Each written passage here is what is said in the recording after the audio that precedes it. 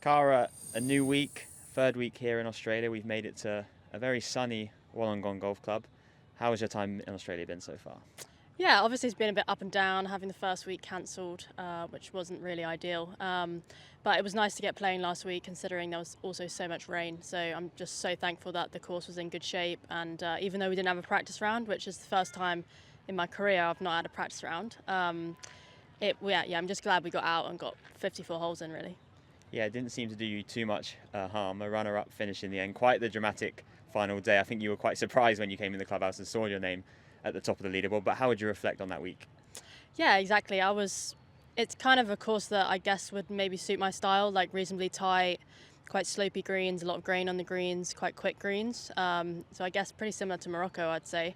Maybe not as quick. So I just, tried to execute a similar game plan, really. And on the final day, I was just wanting to go out and shoot. I thought if I shoot another 3 under, it'd actually be there or thereabouts, because you never know with the leaders what they might be getting up to. And I know Sarah Kemp hadn't played for a long time, so obviously you can't rule her out, but you never know what's going to happen in that final round. So I just continued, and then on the 15th hole, I think I sort of had a quick look at the scores and realised that wow, I didn't realise how many people were over par, especially in the last few groups, because I know the 2 girls I was playing with were also over par. So I thought maybe it was just them, but actually quite a few people were struggling. So then I realised actually I was quite far up the leaderboard, and 2 birdies on the final 2 sort of made it up there. You certainly take second place regardless, and now you've extended your lead in the order of merit. I mean, having won the first event and now a second place finish in 3 events, I mean, you must feel so confident at the minute within your game. Yeah, I can't believe it, really. As I said before, Morocco, I had such a good off-season and changed a few things in my swing, kind of going back to how I played in 2023, trying not to hit as much of a fade as I was hitting in 2024, so a bit back to neutral flight.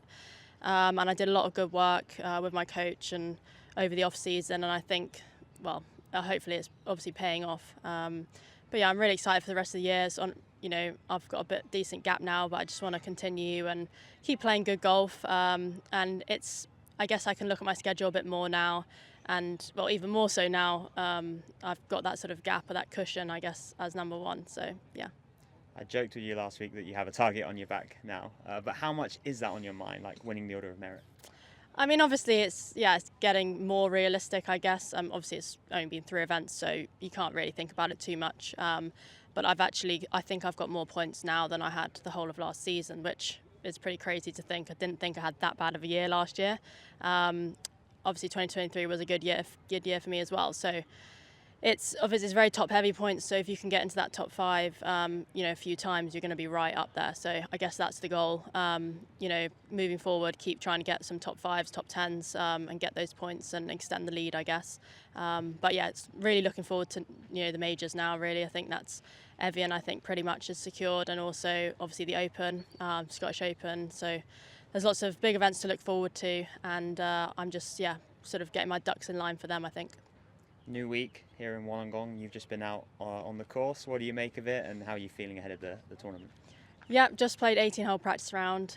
Don't usually play 18-hole practice rounds, but I wanted a day off yesterday, and I'm not in the Pro-Am tomorrow. So I had a quick look at the course. It's beautiful, stunning views, obviously right on the ocean, right on the beach. The beach is actually in play on a few holes, so hopefully we won't have to make any trips over there, but it's a nice course. It's very different to last week. It's very open. You can kind of hit it where you want, but there's not as much grain on the greens. So I'd say the putting's probably a little easier than last week, a little slower greens as well. So it's an interesting test. It's definitely different to last week, but we'll see how it goes.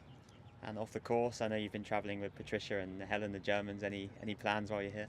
Well, we want to visit lots of the ocean pools. I think that's on our to-do list. So we already went to one yesterday. We're trying to get the sort of Sydney vibes. I guess we're a bit south of Sydney, but channel the Bondi Beach vibes. We wanted to check out all the ocean pools we can in Wollongong, and I think there's sort of 4 or 5. We've already been to one yesterday, so already ticked one off the list, channeling the Sydney Bondi Beach vibes. It's just a really nice place, great place for running as well. Get a few runs in the mornings or the afternoons when I'm not playing. I'll leave you to it. Best of luck this week. Thank you.